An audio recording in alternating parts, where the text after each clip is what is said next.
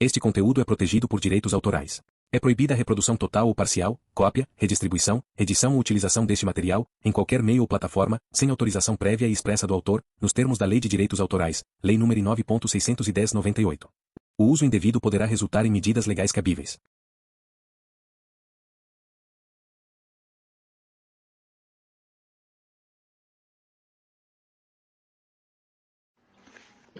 O senhor, durante o ano de 1996, especificamente em janeiro, o senhor se lembra de ter prestado algum tipo de assistência técnica na Unicamp? E se você prestou assistência técnica, né, você detalha um pouquinho para a gente, e também se você se lembra de algo ocorrido na Unicamp nessa data, correlacionada com o fato de Varginha. O senhor pode falar um pouquinho para a gente? Então, eu fui chamado, há anos eu prestava serviço para a Unicamp. Laboratório, ar-condicionado, câmeras frias, aqueles BOD, freezer menos 80. E quando surgiu esse caso aí, me acionaram para fazer uma revisão na câmera, que ela não estava refrigerando muito bem. Era uma câmera que chegava até menos 40. Eles queriam manter menos 20, então fui acionado para fazer a regulagem da câmera lá no prédio entre o IB e o Centro Médico. Até pouco tempo atrás eu fazia manutenção no IB. No IB é Instituto Biológico. E fazia também lá no Hospital das Clínicas. Aliás, eu fazia manutenção em geral. Na primeira firma que eu tinha, que chamava ATC. Depois foi para aposentado, também estou parando com tudo, porque eu estou mal de saúde, já tenho 73 anos. Quando foi seu primeiro contato com a Unicamp? O senhor se lembra em qual ano que foi sua primeira prestação de serviço ali na Unicamp, em Campinas? Eu prestava serviço, prestei serviço para a Unicamp desde 1974, 75, que eu fazia serviço para a Unicamp, que eu era empregado. Até 78 trabalhava para uma firma, por sinal ex-patrão meu e de vivo, né, prestava serviço, chamava Freotécnica. Depois eu saí lá de serviço, montei uma firma para mim, né, uma firma de assistência técnica. Então eu trabalhei muito em laboratório, firma, universidade, por exemplo. Para a Unicamp até faço também, só que diário não mais, porque eu estou com uma doença que é degenerativa, né, que é a neuropatia, e estou com esclerose múltipla. Então eu não consigo quase nem andar mais. Então fica difícil para mim. Eu já sou aposentado, mas infelizmente essa desgraça de governo aí acabou com a aposentadoria da gente, né? Tem que trabalhar para ganhar algum dinheirinho. O senhor tem alguma nota, uma nota fiscal de prestação de serviço, especificamente daquela data, em 1996, ali em janeiro? Apesar de fazer 30 anos, eu não sei se o senhor vai ter aí guardado, mas o senhor teria algum meio de comprovar, né, esse vínculo com a Unicamp, especificamente, se puder também, naquela data? Sim, eu sou obrigado a guardar os talões de nota, né, que eu prestava serviço para a Unicamp. Então foi emitido nota. Na época, eu preciso só me localizar, porque na época que eu fiz lá no 26, era a TC. A empresa minha chamava TC, fazia manutenção. E depois aí ficou passando na Unicamp. Inclusive todas as áreas da Unicamp eu trabalhei, fiz serviço. Desde a reitoria, na época era estudante Pinote, depois o reitor, conheci Badam Palhares. Ali a Unicamp eu conheço inteirinha. E eu presto serviço para algum laboratório. De vez em quando eles me chamam para prestar de serviço, sabe? Só que a gente tem que ter uma certa ética, né? Negócio de não poder falar, porque era sigilo, também eu corri o risco de perder os serviços que eles passavam para mim, entendeu? Por isso que eu também nem dei entrevista, também não me importei, uma coisa que eu não achava que nem sei, né? Quando o senhor chegou lá naquela data para fazer a assistência técnica na qual o senhor disse ser chamado, tinha alguma movimentação, estava tudo tranquilo? Como que estava naquela época a situação ali quando você chegou na Unicamp? Tinha alguma movimentação ou estava tudo normal? Então, na época, eles me revistaram inteirinha, minha mala, tem ela até hoje uma pasta de couro, né, que eu carregava minhas ferramentas, fizeram para ver se eu não estava entrando com câmera, naquela época não tinha celular ainda, né? Até tinha, mas era aquele tijolão que não fotografava, né? Alguém era muito raro as pessoas terem. E aí entrei com o Amado, me revistaram, se não tinha, e me falaram para mim, olha, o que você viu aqui, que você veio fazer, você apaga da sua memória. Ou você vai apagar alguém da sua família, ou você mesmo. Foi dito isso para mim. Pessoal do Exército. O Exército Brasileiro. Tinha pessoal lá que não falava. Para mim era um estrangeiro, não, que não de campo tá cheio, né? Mas depois fiquei sabendo que era o pessoal da Aeronáutica Americana, né? Da Força Aérea Americana. Que o avião estava aqui, se eu não me engano, era um Hércules. Eu vi pela reportagem, acho que é um Hércules C-130, se eu não me engano, né? Que pousou aqui. Um ou dois aviões. Eu não fui lá ver. Eu nunca fui. Era curioso para essas coisas. Tá? Mas foi o que aconteceu. E aí eu percebi que, tipo assim, ficaram muito interessados assim, em saber onde eu morava, o que eu fazia, o que era. Eu senti que eu fui vigiado por um bom tempo. Eu senti isso, sabe? Então, pessoas estranhas perguntou para mim, que era do Unicamp, perguntou para mim o que eu tinha visto, se eu entrei lá. Isso aconteceu.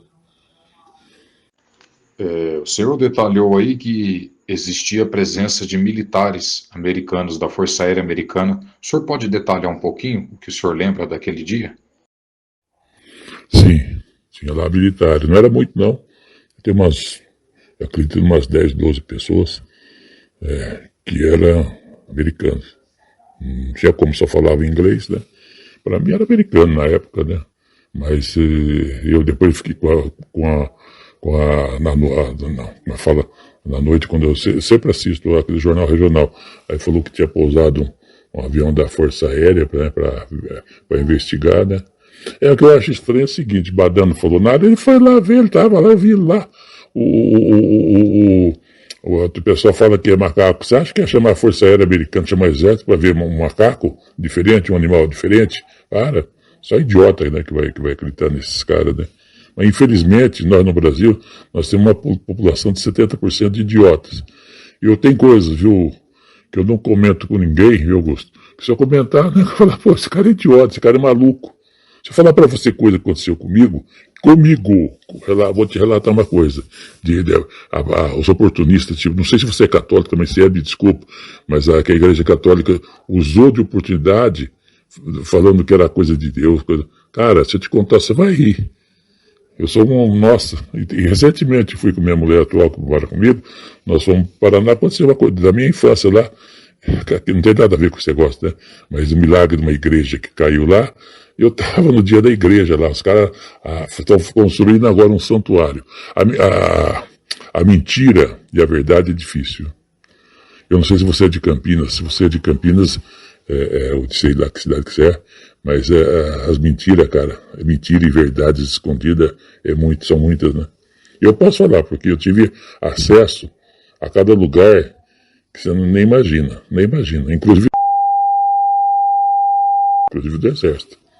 Mas fazer o quê? Ele tem que ficar quieto. O senhor afirmou anteriormente que o Dr. Badam Palhares estava nesse dia de movimentação atípica de militares na Unicamp. O senhor pode falar mais um pouquinho sobre isso? Você realmente viu o Dr. Badam Palhares? Você conversou com o Dr. Badam Palhares? Você falava com ele?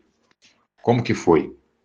Então, no dia que eu estava lá, o Badam Palhares também estava. O Badam tinha mais uns médicos lá. Para mim era médico ali também, que era da Faculdade de Medicina, do Instituto Biológico. E quem sou eu, né? Um mero funcionário para conversar com esse povo, né? Só ouvi algumas coisas, acabei ouvindo deles, né? Tipo assim, precisa coletar material, fazer biópsia, coletar o suposto sangue, né, que tinha lá da coisa. Para mim era um animal comum, sei lá, alguma coisa, algum trabalho com radiação que eles faziam. Fazem muito não de camp. Pouca gente sabe disso aí. Eles fazem, aliás, tem segredo aí que se revelar, pouca gente vai saber, viu? Pouca gente sabe. É que, como se diz, a gente tem que ficar surdo, calado e mudo, né? Essa é a verdade, que primeiro eu vou... Agora eu não ligo mais, né? Eu já vivi minha vida, então que se dane também, meus pais já se foram. Então, Mas na época me preocupava comigo, com a família, né?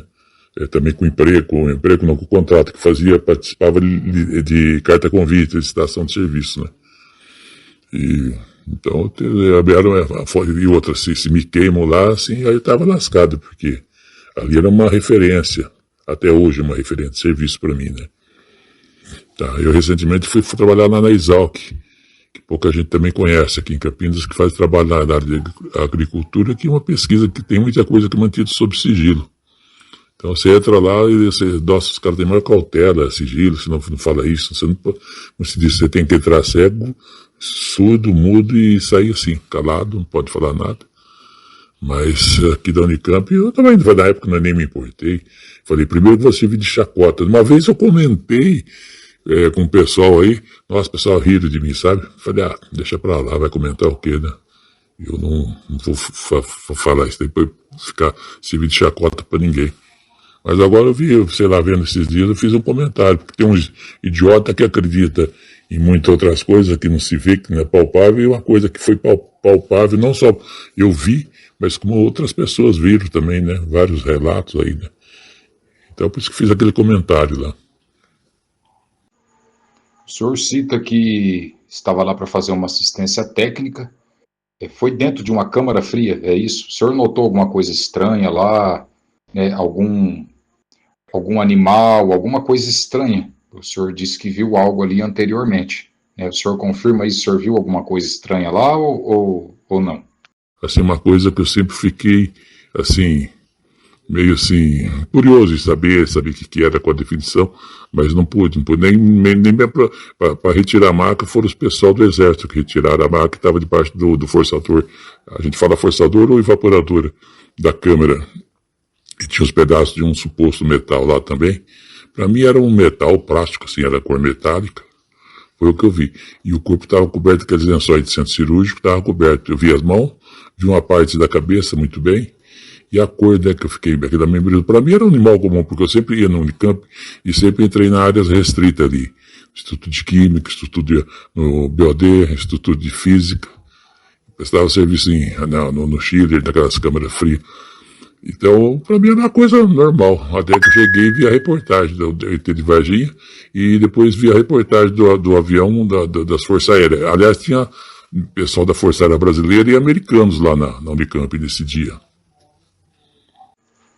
Pelo jeito que o senhor descreve aí, me parece que o senhor conseguiu ver por alguns instantes ali a criatura. Você consegue dizer o que era,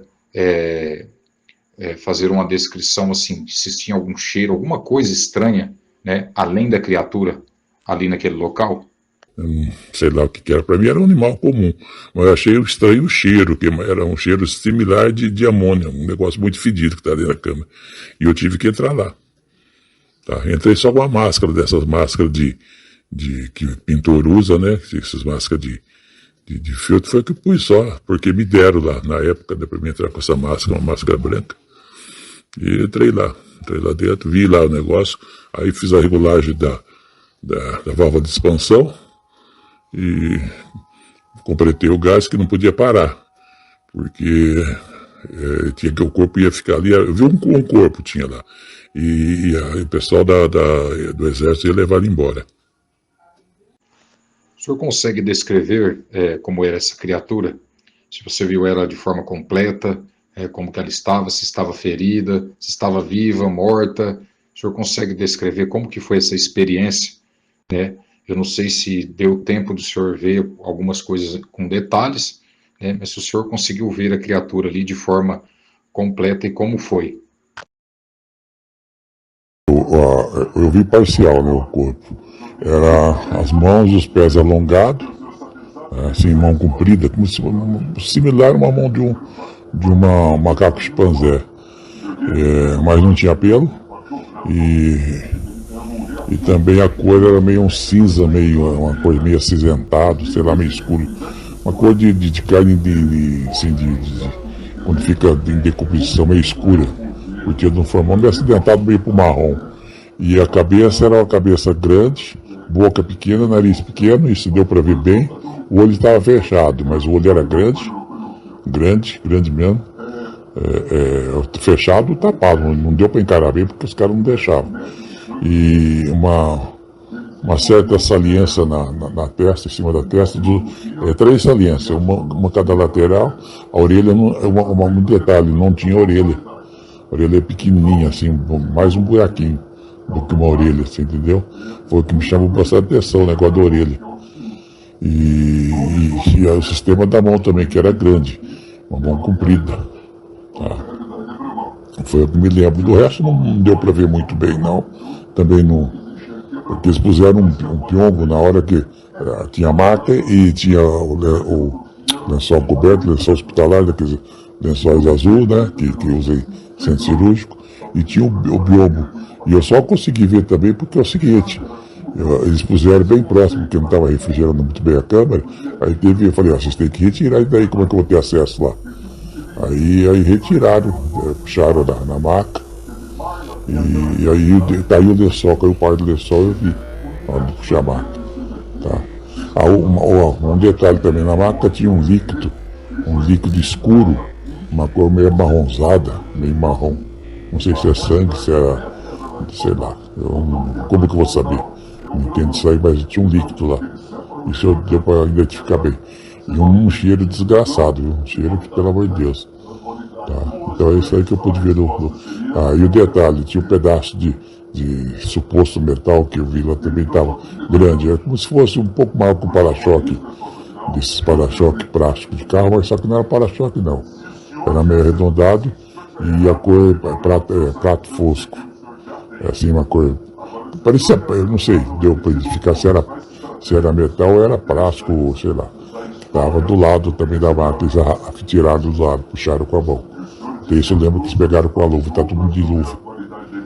Isso eu vi, tá? O senhor consegue descrever o tamanho daquela criatura que o senhor viu ali deitada? E se tem mais algum detalhe? O tamanho, ele ocupava mais ou menos quase uma máquina inteira. Eu calculo 1,60 m mais ou menos, 1,50 m. É difícil a gente calcular as coisas, não sei se estava dobrado as pernas, não. Aí eu calculo mais ou menos em torno disso aí, do que eu vi, né? Da silhueta que eu vi, foi isso daí, tá? O detalhe que o lençol estava manchado com esse líquido também, viu? Com esse líquido. E uma coisa que me estranhou, tinha um elemento lá, que não era brasileiro, que lá junto, e ele estava com aquele medidor Geiger, né, que chama, que é medidor de radiação. Ele estava medindo se tinha radiação lá dentro ou não. Isso ficou claro porque eu conheço, o material que eu conheço. Esse analisador Geiger que chama. Na época eu lembro que era grande, o aparelho assim meio assim, escura, né, e deu para ver que ele tinha um detector. Eu, jornalista Augusto Toffolo, quero te agradecer ao senhor, né, pelos esclarecimentos, pelo seu depoimento ao nosso jornal Fatos Ocultos. A gente queria que o senhor deixasse aqui já declarado, né, se o senhor permite que a gente publique, né, o seu depoimento. A gente vai ocultar alguns dados, algumas empresas que o senhor citou ali para não ter retaliação no teu trabalho, tá? Se o senhor nos permite. Não, ok, pode publicar. Só muda a voz, eu gostaria também que você colocasse só o nome, só o primeiro, não pôs sobrenome não, sabe? Para não dar muita conotação. Se precisar, depois fazer o quê? Mas eu gostaria que não, sabe? Porque para não virar chacota, né? Que eu trabalho ainda nessas áreas ainda, né? Que eu falei para você. E se você puder cortar o que eu citei aí no final, que eu faço serviço para outras universidades, que não os caras vão me restringir por conta de segredo, né? Eu trabalho que nem fiz serviço. Se você puder, né? Vai fazer o quê? Também se cortar, minha filha, eu tô mais para lá do que para cá. Então não esquenta muito a cabeça, não. Mas é bom evitar, né? Então, sei lá, se você quiser falar, eu não me importo, não. Se quiser pôr meu nome, pode pôr. Só não gostaria que pusesse. Apesar que endereço também, hoje em dia, com o negócio de essa GPS, tem que localizar você na hora que quer, do jeito que quer. Sabia disso?